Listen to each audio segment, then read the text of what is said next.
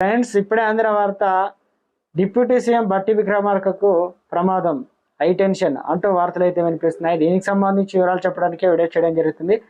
వీడియోని స్కిప్ చేయకుండా వారికి చూడండి. కంప్లీట్ ఇన్ఫర్మేషన్ అయితే మీకు అర్థమవుతుంది. చాలా మంది వీడియోస్ ఉన్నారు కానీ సబ్స్క్రైబ్ మర్చిపోతున్నారని దయచేసి ఛానల్ని సబ్స్క్రైబ్ చేసుకొని బెల్ ఐకాన్ ఆల్ పైన ట్యాప్ చేయండి. ఇటువంటి ఇంపార్టెంట్ ఇన్ఫర్మేషన్ మిస్ అవ్వకుండా మీ ఫోన్ నోటిఫికేషన్ రూపాయలు వస్తుంది. చాలా మంది చూస్తున్నారు, లైక్ చేయండి. దయచేసి లైక్ చేయండి. ఇన్ఫర్మేషన్ అందరికి రీచ్ చేసిన వారు అవుతాం మనం. ప్రజాభవన్ కు బాంబు బెదిరింపు కాల్లు కలకలం రేపింది. మరి కాసేపట్లో పేలిపోతుందంటూ అగంతడు కాల్ చేయడంతో హై టెన్షన్ నెలకొంది. ఏకంగా డిప్యూటీ సీఎం నివాసం ఉంటున్న భవనానికి బాంబు బెదిరింపులు రావడంతో అప్రమత్తమైన పోలీసులు బాంబ్ స్క్వాడ్ హుటాహుటిని అక్కడికి చేరుకున్నారు. సిబ్బందితో సహా ప్రజాభవన్లో ఖాళీ చేయించి బాంబ్ స్క్వాడ్ అయితే తనిఖీలు అయితే చేపట్టారు. ఈ ఘటనపై కేసు నమోదు చేసిన పోలీసులు అగంతకుడిని గుర్తించే పనిలో పడ్డారు.